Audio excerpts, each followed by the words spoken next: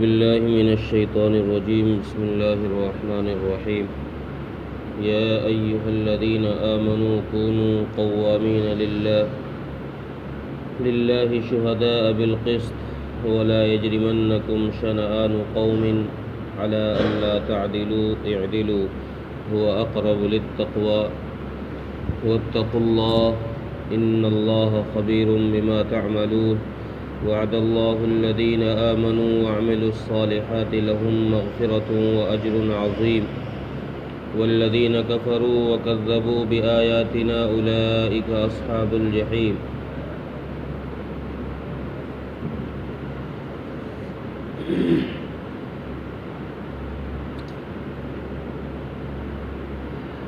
یہاں پہلی آیت کے اندر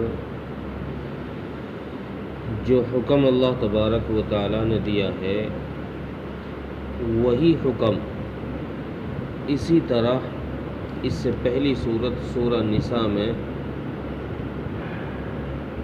دیا گیا تھا.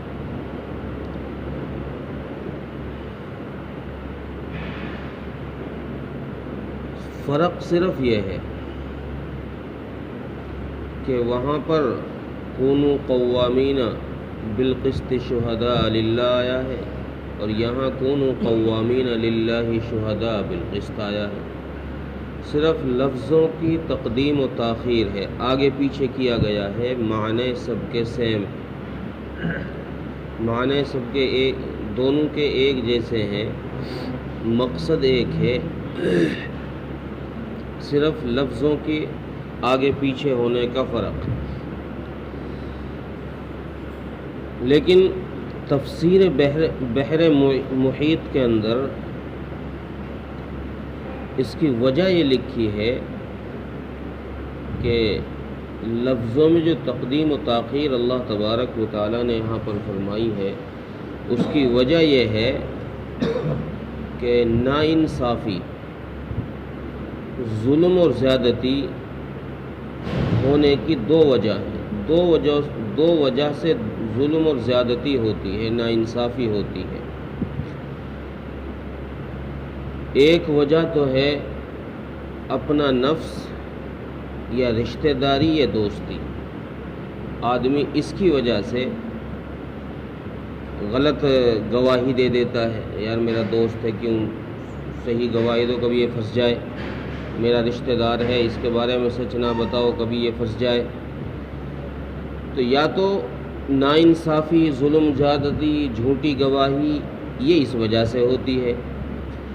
دوسری وجہ یہ ہے کہ یا ناانصافی اور جھوٹی گواہی اس وجہ سے ہوتی ہے کہ سامنے والا میرا دشمن ہے، اب میں صحیح بات نہیں بتا رہا، اس کو پھنسانا چاہ رہا ہوں کہ کسی طریقے سے یہ بڑی مشکل سے اب لائن پہ آیا ہے، اس کا صحیح کر دوں، اس کا بل نکال دوں میں اور اچھے سے پھنسا دوں. تو پھر آدمی جھوٹ بولنا شروع کر دیتا ہے. تو یہ دو وجہ ہیں. بحر محیط میں جو ان دونوں آیتوں کی تفسیر کی گئی ہے اس کا خلاصہ یہ ہے کہ ان دو وجہوں کی وجہ سے انسان جھوٹی گواہی دیتا ہے. ان دو وجہوں کی وجہ سے ہی انسان ناانصافی کرتا ہے.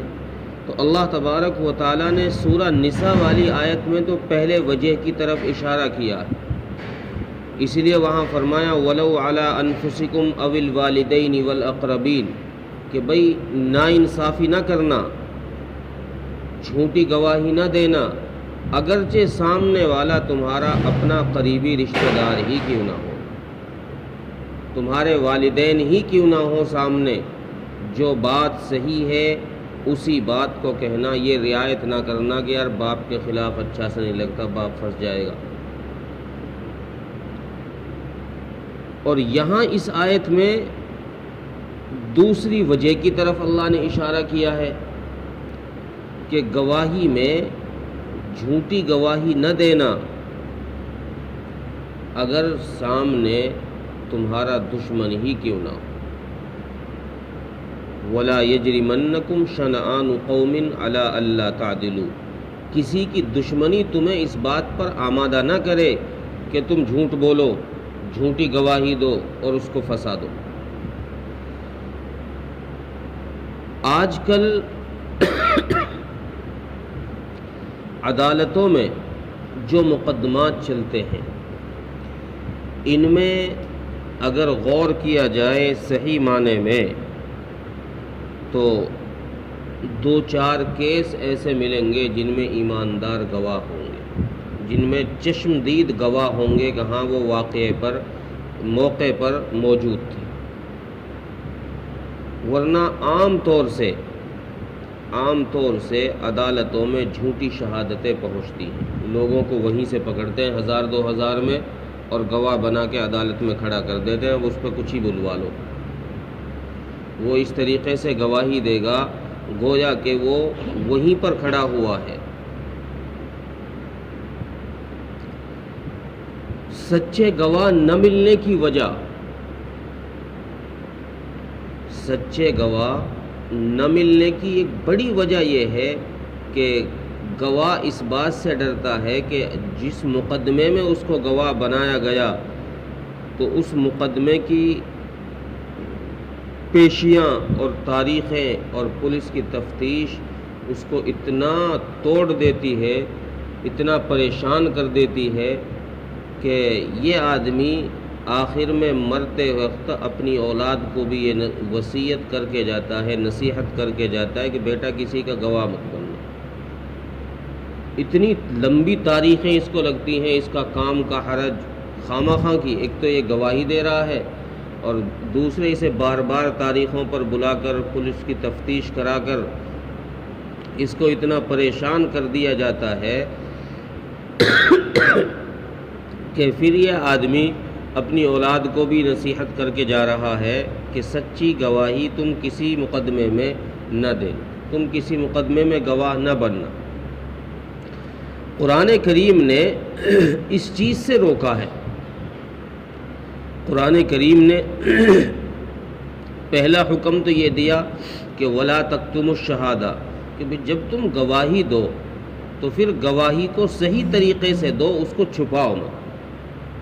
وَلَا تَكْتُمُوا الشَّهَادَةَ وَمَن يَكْتُمْهَا فَإِنَّهُ آثِمٌ قَلْبُهُ، جو شخص گواہی کو چھپائے گا وہ اپنے لیے گناہ اکٹھا کر رہا ہے، وہ اپنے نفس پر گناہ کر رہا ہے۔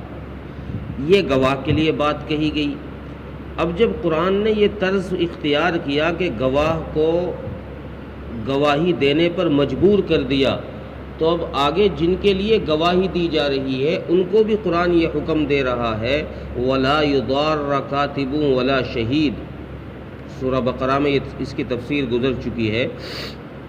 وہاں اللہ تبارک و تعالیٰ نے یہ حکم دیا سامنے والوں کو جن کا یہ گواہ بن کے جا رہا ہے کہ بھئی تم اپنے گواہوں کو اور اپنے کاتبوں کو یعنی معاملے کے لکھنے والوں کو پریشان نہ کرنا۔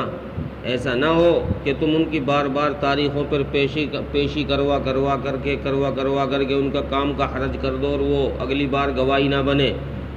تو قرآن نے یہ حکم دیا۔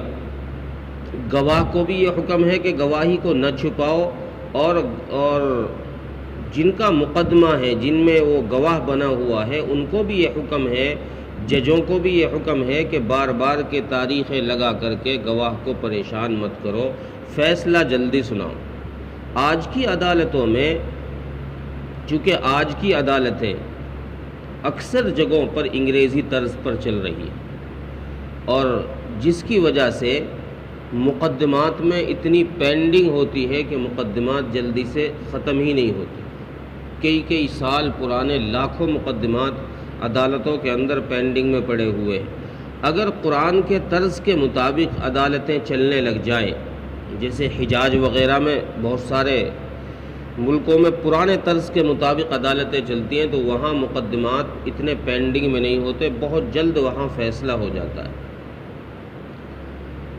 تو اگر ہر جگہ پر قرآن کے اس حکم کے مطابق، اس طرز کے مطابق عدالتیں چلنا شروع ہو جائیں تو لوگ گواہ بھی بننے لگ جائیں، سچے گواہ بھی بہت زیادہ ہو جائیں اور معاملات بھی زیادہ پینڈنگ میں نہ ہوں، اور پھر آخر میں اللہ تبارک و تعالیٰ نے فرمایا کہ انصاف ہی کرو، نا انصافی مت کرنا، چاہے دوست ہو چاہے دشمن ہو سامنے والا، اس کے معاملے میں تمہیں انصاف کرنا ہے۔ وجہ یہ فرمائی قرآن نے کہ تقوی کے یہ بات زیادہ قریب ہے، ہوا اقرب للتقوی، تقوی کے یہ بات بہت زیادہ قریب ہے، اور اللہ سے ڈرتے رہو۔ تقوی نام ہی اللہ سے ڈر کا ہے، اللہ سے خوف کا ہے، اس لیے اللہ نے فرمایا کہ اللہ سے ڈرو، کسی کے ساتھ ظلم زیادتی نہ کرو۔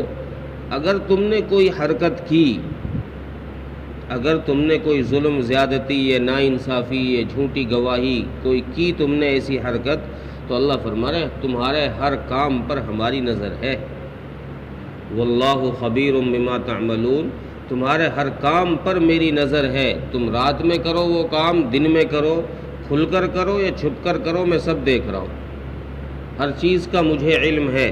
اس لیے اللہ نے فرمایا کہ جن لوگوں نے جو لوگ ایمان لائے اور انہوں نے ہمارے بات کو مانا، یعنی وہ سچائی پر قائم رہے، سچی شہادتیں دی، ناانصافی کسی کے ساتھ نہیں کی، اور اچھے کام انہوں نے کیے، تو ان کے لیے اللہ کی طرف سے مغفرت ہے اور اجر عظیم کا وعدہ ہے۔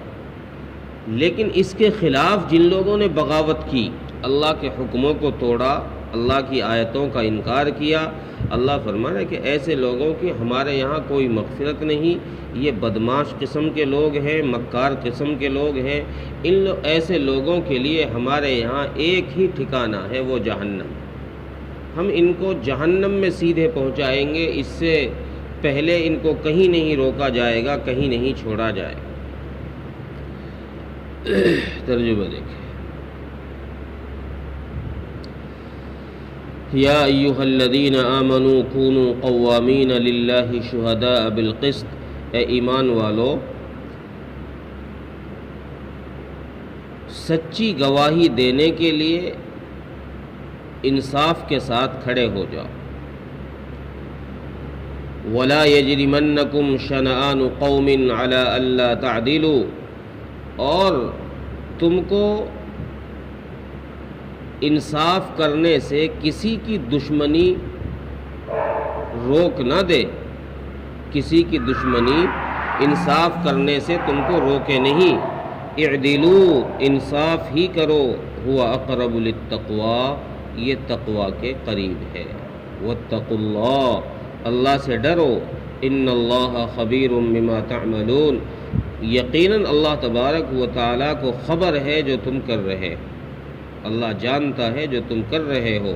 وعد اللہ الذین آمنوا وعملوا الصالحات، اور اللہ نے اہل ایمان سے، ان لوگوں سے وعدہ فرمایا ہے جو ایمان لائے اور انہوں نے نیک عمل کیے، لہم مغفرۃ واجر عظیم، کہ ان کے لیے مغفرت ہے اور بڑا اجر ہے۔ والذین کفروا وکذبوا بآیاتنا اولئک اصحاب الجحیم، اور وہ لوگ جنہوں نے کفر کیا اور اللہ کی آیتوں کو جھٹلایا، ان کا ٹھکانہ جہنم ہے، ایسے لوگ جہنم میں ہی ہوں گے۔ اللہ تعالیٰ عمل کی توفیق۔